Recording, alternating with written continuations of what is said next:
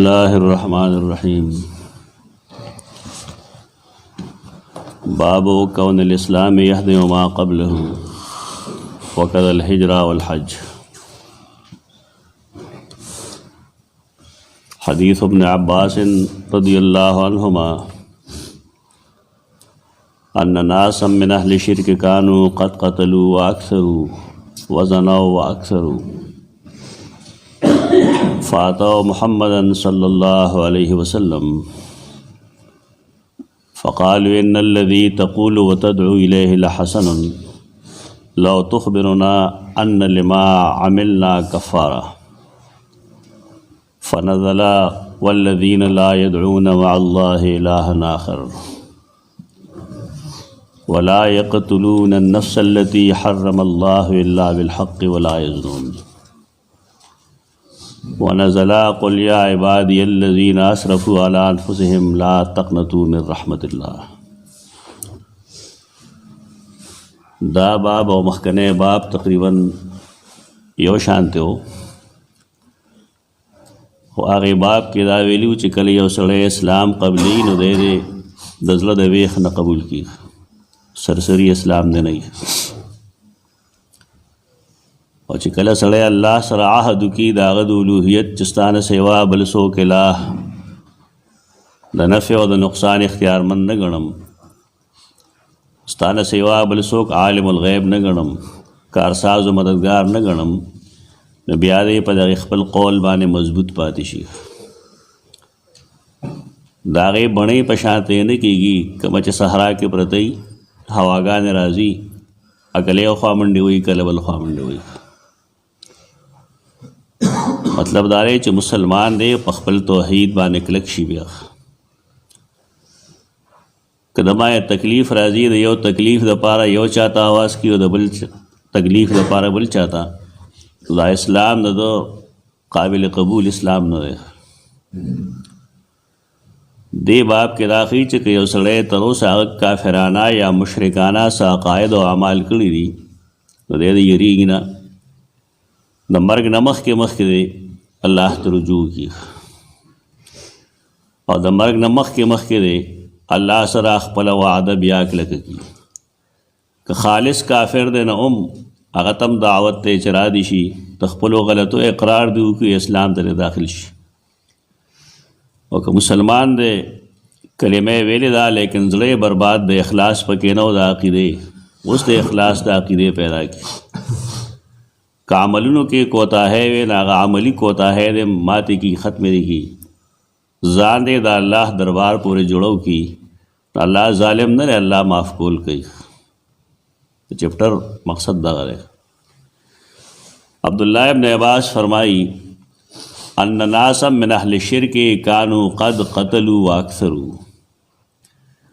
مشرکانو کې څه خلق داسې و چې هغې ډېر قتل و قتال کړو، ډېر خلک یې وژلو،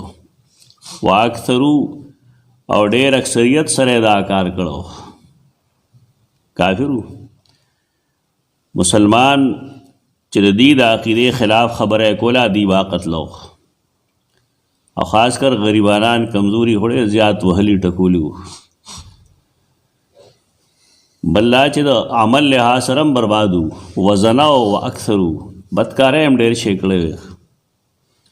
ساره او ماښام د هغې اوړنا بچونا بدکارۍ وي.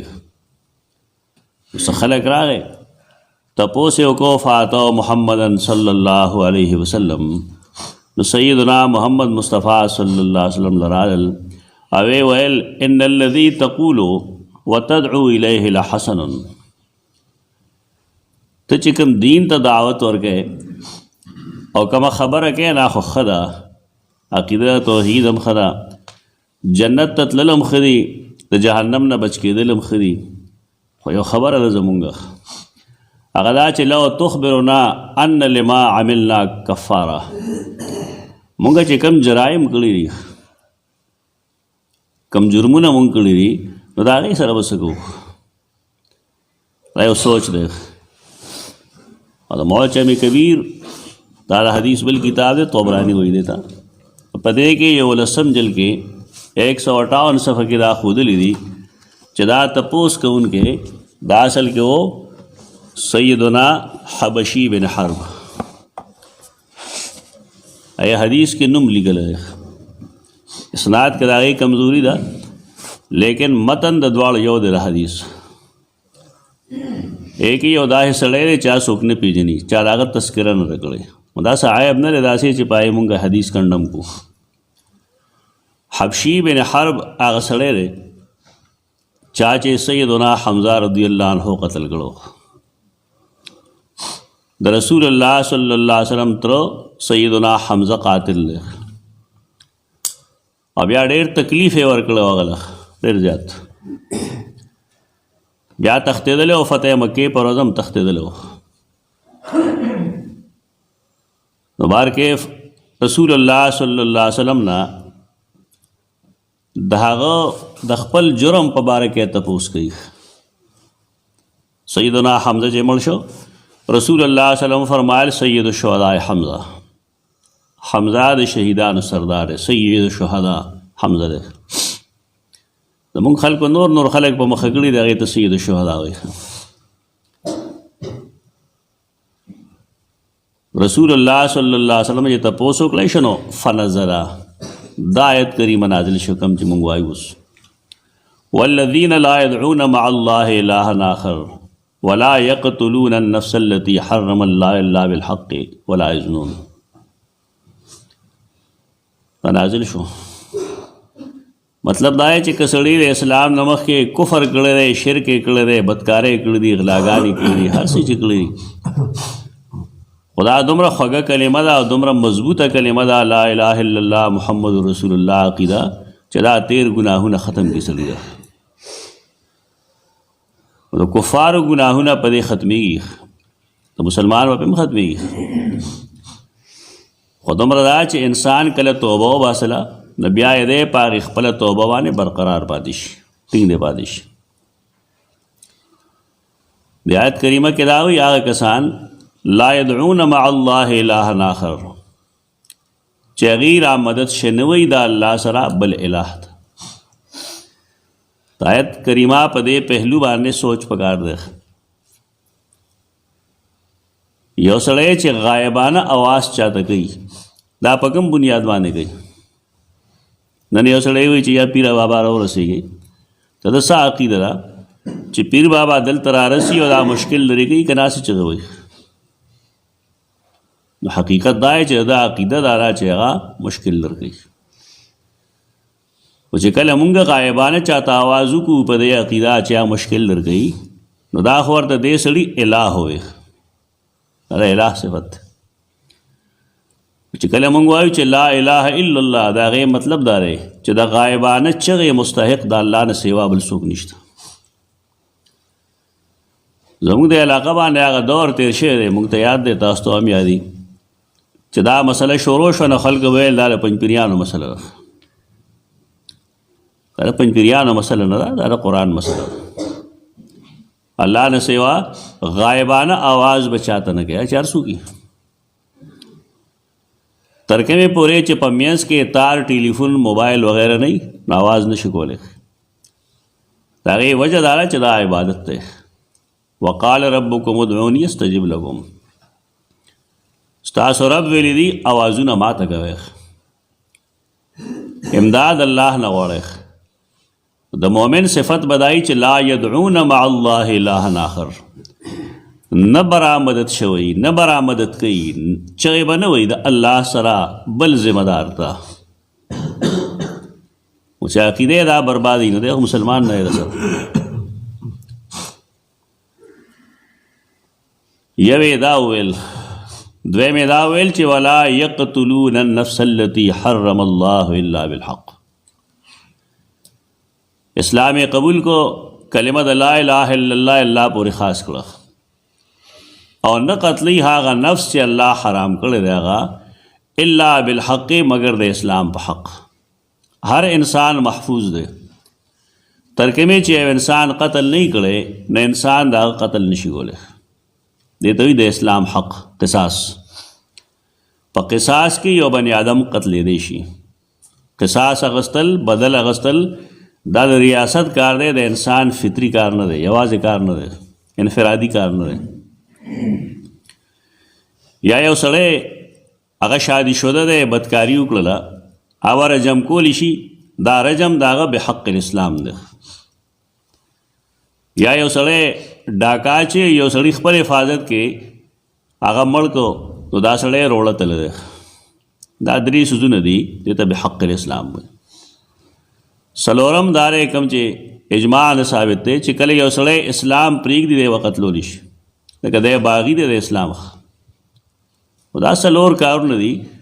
چې په هغې باندې مونږه یو انسان قتلولی شي خو مونږ نه سټیټ ریاست. د دې نه سوا بل څه شی داسې نشته چې په هغې باندې مونږ انسان قتل کړو چې زما نه ځمکه اخیستې ده ما پسې ټوخی کړی دی دا چلی کړی دی دا چلی کړی دی. دا د قتل و قتال څیزونه نه دي. ولا یزنون او بل یې دا فرمایل چې دوی بدکاري نه کوي یعنی د انسان حقوق د هغې خیال ساتي د الله د حق خیال ساتي او پاک دامني به کوي. بیا دې پسې قرآن فرمایلی دی دلته کې حدیث د پوره نه نقل کړی د صحیح بخاری حدیث ته دا 4810 هلته کې دا دی ورپسې آیتونه پوره ویلی دي. ومن یفعل ذلک یلقى اثاما یضاعف له العذاب یوم القیامه. آیتونه ویلی دي چې څوک دا کارونه کوي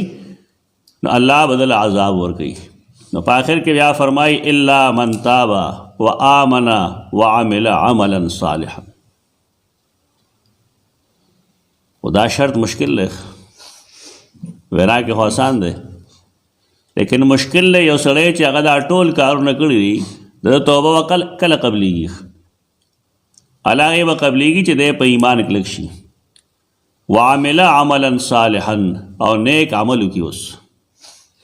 توبه دې وباسلې ده ګناه دې پرېښې ده او ګناه پرېږده اوس نیک عمل وکړه. زمونږ خلک په دې دوکه کې پرې چې ما توبه ایستلې د نیک عمل ضرورت نشته. نیک عمل وکړئ چې نیک عمل سړی وکړي نو فاولئک یبدل الله سیئاتهم حسنات وکان الله غفور الرحیم. الله د هغه دا ګناهونه معاف کړي. الله غفور او رحیم دی. نو سیدنا حبشی بن حرب رضی اللہ تعالیٰ عنہ صحابی دی بیا قاتل دی سیدنا حمزہ لیکن اسلام یې قبول کړی دی. دا هم رسول وګڼه د خپل تره د قاتل اسلام قبلی ولې اسلام د ذاتی دشمنۍ تعلیم چاله نه ورکوي. زمونږ د خلکو ذاتی دشمنۍ نه هغې له مونږ دیني رنګ ورکو. اکثر پخوا تر اوسه پورې چې د علماو کم قتلونه شوي دي یا په دې بنیاد شوي دي چې د خلکو هغه سره علمي اختلاف وي نو هغې له ذاتي رنګ ورکړي. دا مړ کې غریب او خلکو ته دا شوق چې دا پلان کې وو. دا ډېر بدتمیزۍ دي. د اسلام تعلیم دا دی چې ستا ذاتي دشمن دی او هغه دین ته راغی نو معافې کړه. دا زموږ خلک نه ویني نه ګوري د رسول الله صلی الله علیه وسلم په عمل کې او د هغه په سنت کې زمونږ کامیابي ده. بېشک زمونږ ایمان ده. خو شاعر وایي چې کرنے کی وفا اور ہے کہنے کی وفا اور کنه. یو سړی په خولې لګیا ځان ته وفادار وایي دا جدا خبره ده. یو سړی عمل کې ثابته کړي چې زه وفادار یم دا جدا خبره. د وینا اسلام جدا دی او د کولو اسلام جدا دی. دا خو مونږ ټول وایو چې نبی کریم صلی الله علیه وسلم په سنتونو منلو کې زمونږ کامیابي ده. په دې څوک عمل کوي دا ما چې کومه کیسه وکړه چې قاتل دی او زما د تره قاتل دی او سید الشهدا دی هغه رسول الله صلی الله علیه وسلم د ایمان وړلو د وجې معاف کو. په دې کې زمونږ دپاره څه نمونه نشته. مونږ خپل وروڼه بایګان نه معاف کوو د تره زامن نه معاف کوو د ماما زامن نه معاف کوو خپل بچي نه معاف کوو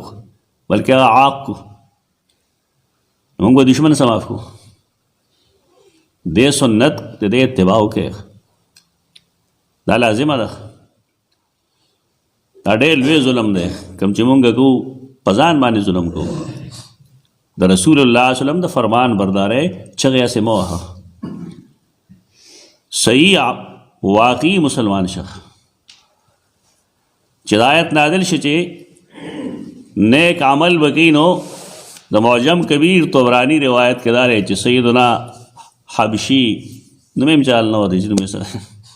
حبشي بن حمزه فرمایل هذا شرط شدید، دا ډېر سخت شرط ده. یعنی ایمان راوړي سړی نو ګناهونه خو ټیک د معاف شو، دی به ګناهونه کوي هم نه، اوس نیک عمل څوک کولی شي دومره ډېره مشکله شو. نو هغې پسې د آیت نازل شو قل یا عبادي الذین اسرفوا علی انفسهم لا تقنطوا من رحمت الله. یعنی اسلام هغه موږ له امید راکوي، قرآن هم موږ له امید راکوي چې که تاسو هر څه جرم کړی یو شرط دی هغه دا چې د الله دربار ته راشه، هغه بدعملي پرېږده او الله ته توبه طائب شه، نو الله چې کوم دی هغه معافي کوونکی. قل یا عبادی الذین اسرفوا، او آیا اے زما هغه بندگانو اسرفوا علی انفسهم چې زیاتې یې کړی دی په خپلو ځانونو باندې، لا تقنطوا من رحمت الله، دا الله د رحمت نه مه نا امیده کېږي. یو ګوره د خلکو حالات دي، لکه مونږ ووایو چې دا موجوده حالات داسې دي چې فلانی کار ممکن نه دی، دا نا امیدي ده، لیکن دا خلکو نه ده. د خلکو نه نا امیدي کفر نه دی. سړی یو کس ته ګوري سهار نه تر ماښامه پورې هغه د سره سختي کوي، زیاتې کوي، بدنامۍ پې لګوي، نو دی به د هغه په باره کې څه ګمان ساتي چې یو داسې وخت به راشي چې دی به زما اتباع شروع کړي، زما فرمان بردار به شي، ما سره به څه نیکي وکړي، نه نا امیده شي.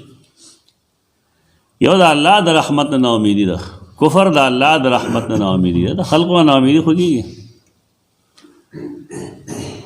قرآن مجید کې شته سورۃ یوسف کې حتی اذا استیأس الرسل انهم قد کذبوا حتی جاءهم نصرنا، د خلقو نه نا امیدي دا خو د انبیاء هم راځي. د الله د رحمت نه نا امیدي کفر ده. وایه یا عبادی الذین اسرفوا، اے زما هغې بندګانو چا چې زیاتې کړی دی علی انفسهم په خپلو ځانونو باندې، لا تقنطوا من رحمت الله، مه نا امیده کېږئ د الله د رحمت نه، ان الله یغفر الذنوب جمیعا، الله ټول ګناهونه معاف کوي. سیدنا حبشي اسلام قبول کو، بیا الله د ده نه کم کار اخیستی دی په دې څیزونو کې، د دې حکمتونو باندې الله پوهېږي. تو سیدنا حمزه قاتل هغه هم حبشي دی، لیکن د اسلام هغه لومبنی نافرمان مسیلمة الکذاب چا چې نبوت دعوه کړې وه هغه د چا لاسه قتل شوی دی، هغه هم دې حبشي قتل کړی. هغه به ویل ما د اسلام یو لوی استن نړولی ده، خو د کفر یو لوی ښکر مې مات کړی دی. یعنی الله د داسې خلقو نه بیا داسې کارونه اخلي. هغه سړی چې هغه د پیغمبرۍ دروغجنه دعوه کړې وه مسیلمة الکذاب، بانګونه به د نبی کریم صلی الله علیه وسلم د بانګ په شان وی، مونځ به هم دی په شان کو، مخالفت یې نه کو، بس صرف دا به وی چې رسول الله صلی الله علیه وسلم نه رستو نبی زه یم. د دې وجه نه صحابه کرامو بالخصوص ابوبکر صدیق رضی الله تعالی عنہ هغه د خلاف راست اقدام کړی دی او د هغه د وجلو فیصله یې کړې ده، فوج یې لېږلی دی. دا د نبوت مسله دومره معمولي مه ګڼئ چې فلانکي د پیغمبرۍ دعوه وکړه نو څه چلی وشو، چل دا وشو چې د کفر وکړو، د هغه مونځ ته مه ګوه چې مونځ کې ډېر ښه سړی دی.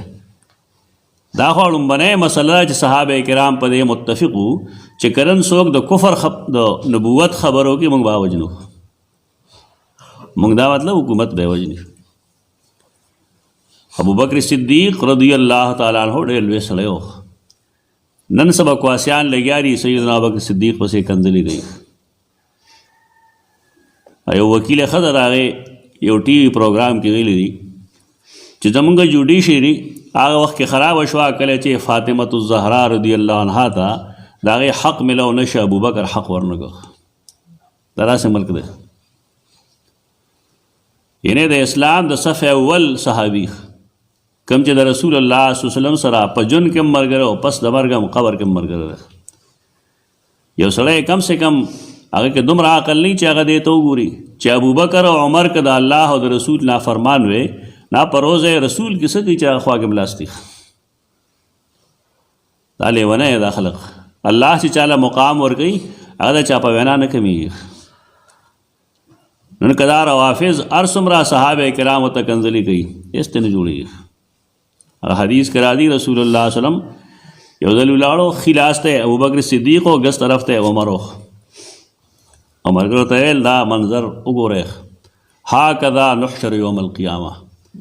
قیامت پر ورځ مونږ دغه شانته پاسو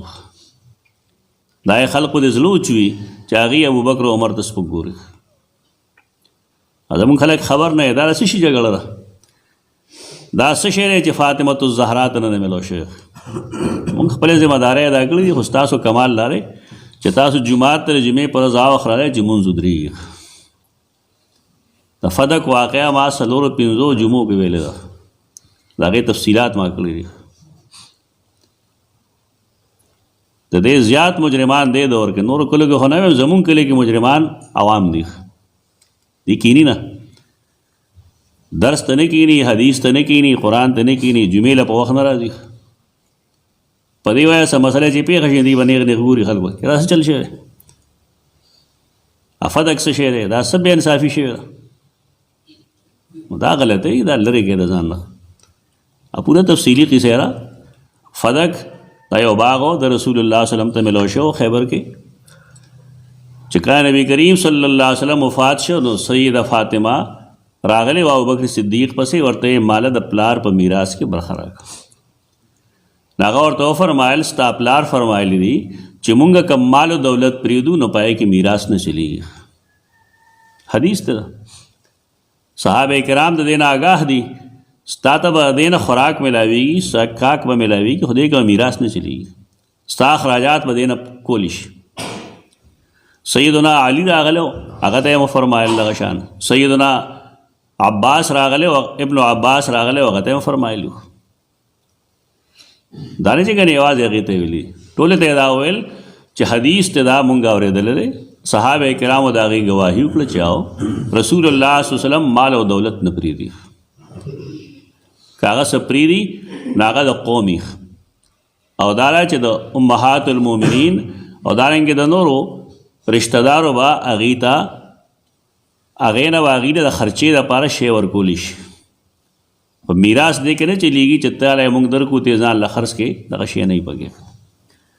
د سیدنا عمر دور خلافت کې راغلیو اغم دا جواب کړو چې زولې هغه کار حکم کوم چې ابوبکر صدیق نه کړي اولې هغه کار کوم چې هغه د رسول الله صلی الله علیه وسلم د فرمان خلاف دی په دې وجہ سیدنا علی چې کله خلیفہ شو د قبل فرض دا فدک دا غي وې راغله پکار داو چې هغه پای کې هغه میراث چلولې خو هغه په هغه وخت کې میراث نه چلولې هغه ویل دا مخکنه خبره ټیک ده هغه په دې باندې عمل کړي نو خلک کو څه اعتراض ده اعتراض دا چې دینه فاطمه خبري کوي ابوبکر صدیق باندې خبري دا د پاگلان دنیا دا نبی کریم صلی الله علیه وسلم هغه د خپل اولاد نبی نو یوازې هغه ټول امت نبی دی د دې وجه نه دا غیر ضروری خبره ده چې نور خلک خبر دی او پلان کې نه خبر دا سره دنیا خبره نه دا دین خبره ده سیدہ فاطمه رضی الله تعالی عنها په سیدنا علی واده هغه پکور کې وخت هغه زمونږ د بچو په شان دی نه چې هر دوه مرز باندې پلار کړه منډي وای زمونږ شادي شوه خزو کې خدا مرز ده ناغیلا وکیل صاحب دا رنگ ورکړي چې ابوبکر صدیق چې کوم دی هغه حق نه ملو شوی سیدہ فاطمه الزهرا دا یو وخت زمونږ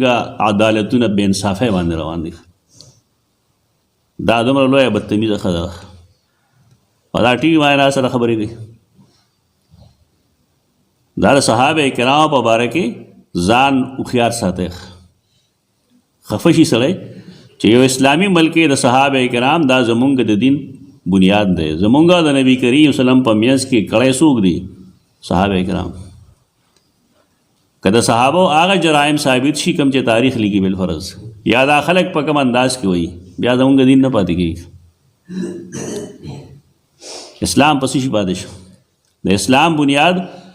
هغه په سند باندې سند د دین وروړونکي چې کله غلی شي د دین وروړونکي چې کله هغه شي کوم چې تاریخونو لیکلي دي بیا اسلام نه پاتې بار کې اسلام هغه یو دین دی چې کله سړی هغه قبول کی الله دته ګناهونه معاف کوي. او اسلام هغه دین دی چې هغه مونږ ته دا وایي چې حبشي غوندې سړی که راشي چې قاتل له حمزه وي نو بېشک هغه معاف کوي، هغه معاف کوي پرې چې اسلام ته راشي.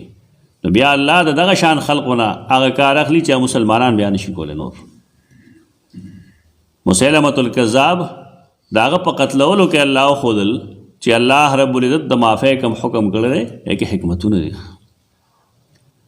زمونږ خلک د ځانه حکیم جوړ شوی دی، د ده حکمتونه ډېر دي د الله د حکمتونو نه. دی بس وایي دا جي خوند اخلي، دا جي بې غیرتي ده، دا داسې چل دی داسې چل دی. هېڅ چل نشته. ته خپل علم د الله او د هغه د رسول د علم پابند که، د هغې اتباع پابند که، ته ګوره چې څه کېږي. اقول قولي هذا استغفر الله لكم ولسائر المسلمين.